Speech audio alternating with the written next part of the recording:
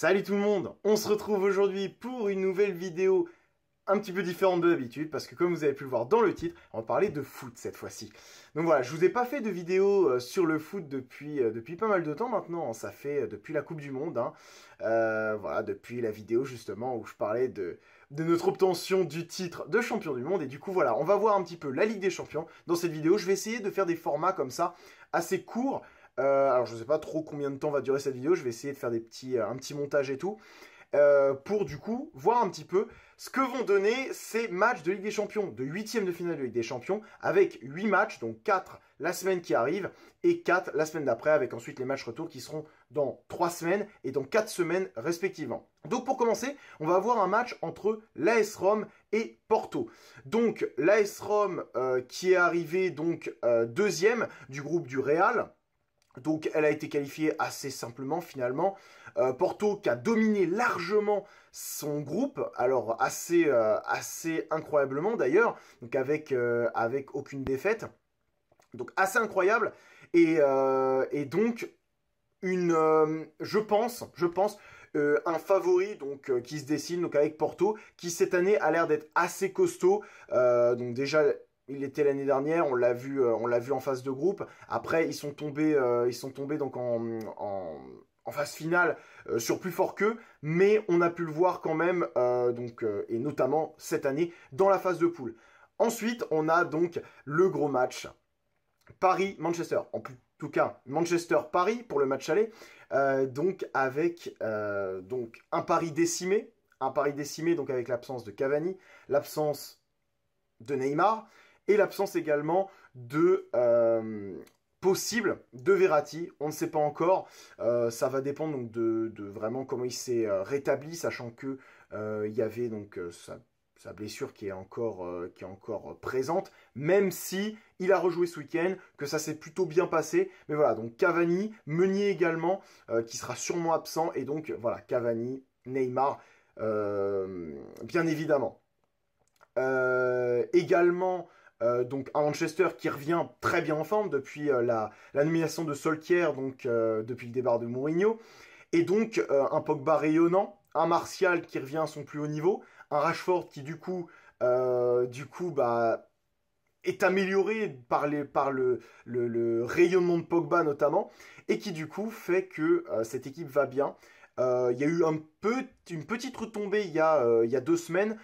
Mais voilà, là ils sont repartis et je pense que ça va être un match assez compliqué. Il va pas falloir se prendre une raclée au match aller. Je pense quand même que Paris est favori, reste favori. Mais il va vraiment pas falloir se prendre une raclée à l'aller, comme ça avait pu être le cas l'année dernière au Bernabeu, donc contre le Real. On a eu donc un petit 3-1 et qui du coup avait mis les Parisiens dans de très mauvaises dispositions alors qu'ils n'avaient pas fait un mauvais match. Donc là il va falloir vraiment sauvegarder un bon résultat pour qu'au match retour, avec potentiellement des retours de Cavani, peut-être de Neymar, mais ça m'étonnerait quand même. Il y a des signes encourageants, mais ça m'étonnerait. Et potentiellement de Verratti s'il n'est pas revenu à ce match-là. Ensuite, donc deuxième journée donc avec mercredi, donc nous avons Tottenham-Dortmund avec donc Tottenham qui est vraiment en forme mais qui manque donc qui n'a pas Harry Kane ni Dele Alli, avec un Son qui vient de revenir et qui est vraiment super en forme, un Eriksen que j'adore, voilà, j'adore Eriksen, même si je déteste Tottenham, enfin je n'aime pas trop, je n'aime pas Tottenham, étant supporter de Chelsea. Eriksen, j'adore ce joueur, je ne comprends pas comment il peut jouer encore à Tottenham après 5 ans, plus de 5 ans à très haut niveau, et surtout depuis quelques années il est incroyable, et je ne comprends pas qu'il joue encore à ce niveau-là. Ensuite on a Dortmund qui est arrivé du coup premier de son groupe, groupe où il y avait l'Atlético. Et donc Dortmund qui du coup a une carte à jouer dans cette Ligue des Champions avec une équipe rajeunie, une équipe qui s'est vraiment bien remaniée sous les ordres de Lucien Favre, qui est vraiment bien embarqué en Bundesliga et qui du coup bah voilà, une équipe vraiment portée sur offensive, hein, c'est l'ADN de Dortmund avec une ambiance de folie match retour. Il va falloir ne pas se prendre de raclée au match aller. Après voilà, avec un Tottenham qui n'est pas forcément au mieux de sa forme, même si en championnat ça va plutôt pas mal. Voilà, c'est qu'en championnat, en Ligue des Champions, je pense que l'absence de Ali et de Kane va leur porter préjudice. Et contre un Dortmund qui, au match retour, fera le taf, il va falloir pour Tottenham qu'il fasse un énorme match à l'aller. Et pour Dortmund, ne pas se prendre une raclée pour ensuite assurer au match retour, je pense quand même, une qualification de Dortmund au final. Ensuite, nous avons Ajax-Real. Alors, ça va être un match marrant parce que le Real, donc on connaît le Real, bien sûr, qui commence à jouer à partir des huitièmes à chaque fois. Tous les ans, c'est comme ça. On les voit finis, on les voit perdants, on les voit éliminés en huitième ou en quart de Ligue des Champions. Et finalement, c'est eux qui gagnent à la fin. À voir cette année, il n'y a plus Ronaldo, il n'y a plus Zidane. Une équipe qui voilà, a subi quelques petits changements, mais qui depuis le départ de Lopetegui marche mieux avec Solari, un Benzema qui en ce moment rayonne, un très très bon match ce week-end contre l'Atlético, avec donc une défaite de l'Atlético à l'Atlético, et donc ce qui me fait dire que le Real est peut-être sur sa lancée et justement est en train de redémarrer la machine, et donc va certainement se qualifier contre l'Ajax, mais attention à l'Ajax. L'Ajax, une équipe surprise de cette première partie de Ligue des Champions, donc qui était dans le groupe du Bayern, qui a vraiment donné du fil à retordre, pardon, au Bayern, et qui du coup donc s'est qualifié en deuxième, enfin qui a failli prendre la première place au Bayern. Ça s'est joué sur le dernier match et voilà, ça a été vraiment chaud, mais ça reste une très très bonne équipe et attention le Real, mais je pense quand même que le Real se qualifiera. Donc pour l'instant, Porto, PSG, Dortmund, Real pour moi. Ensuite, nous avons Lyon-Barcelone. Lyon-Barcelone qui... alors ça va être... Moi, c'est le match qui me hype le plus. C'est le match qui me hype le plus parce que on connaît l'amour... Enfin, on connaît ce que Lyon fait en Ligue des Champions. On sait. Ils font des trucs de malade en Ligue des Champions. Ils font des trucs de malade, donc on l'a vu cette année, même s'il y a des matchs où ils auraient dû gagner, où c'est rageant, parce que tu te dis, mais ils font un match de fou, et ils n'y arrivent pas à gagner, ils font un match nul à la fin, donc je vous rappelle, ils ont fait 5 matchs nuls et une seule victoire à Manchester City, donc le match qui était en théorie le plus dur, ils le gagnent, et les autres, ils font match nul, tous. Dans des matchs où, donc double confrontation contre Hoffenheim, où ils doivent gagner, parce qu'ils se font rejoindre au tout dernier moment, contre le Shakhtar, ils perdent 2-0 dans leur stade parce qu'il y a le huis clos. Ils doivent gagner aussi, sachant qu'ils reviennent à 2-2, mais ils les surpassent en deuxième mi-temps, ils doivent gagner. Contre City, ils se font rejoindre 2 fois au score. Avec un peu plus d'expérience, ils doivent pas se faire rejoindre. Et le dernier match, bon, c'était contre le Shakhtar, ils doivent également gagner. Finalement, c'était le dernier match, ça suffisait, mais ça a été sur le fil. Après, il y a le Barça qui a été premier de son groupe. Un groupe plutôt simple et qui du coup est premier de Liga, est plutôt en forme, mais qui du coup est pas non plus dans la forme de sa vie. Enfin, c'est pas le meilleur Barça des dernières années, même si voilà, Messi est en forme, le Barça est en forme en général, Dembélé est plutôt en forme également, sera sûrement de retour pour Lyon. Sauf que voilà, on sait que Lyon aime bien jouer contre des équipes qui ont le ballon, comme ça. Les contrer, faire des attaques rapides comme ça et voilà, potentiellement ben voilà, les contrer et avoir des attaques fulgurantes qui finissent au fond. On l'a vu contre Manchester City sur les 2 matchs et pourtant quand on voit ce que Manchester City a fait à Chelsea, malheureusement pour moi, donc ce week-end, hein, donc le petit 6-0 qui fait pas du bien, hein, je vous l'avoue, j'étais décomposé devant mon écran. Quand on voit ce Manchester City là, on se dit mais comment Lyon... Alors le premier, on se dit bon, ils perdent chez eux, c'est exceptionnel, enfin c'est incroyable quand même qu'ils perdent contre Lyon chez eux, mais c'est une faute de parcours. On se dit au deuxième, ils vont les exploser. Et finalement non, ils courent après le score, ils égalisent sur des vieux buts de raccro, mais finalement Lyon a quand même bien négocié la double confrontation. Donc on se dit, contre le Barça, pourquoi pas? Pourquoi pas y croire? Et j'attends vraiment ce match avec impatience. Plus qu'une semaine à attendre, ça va être cool.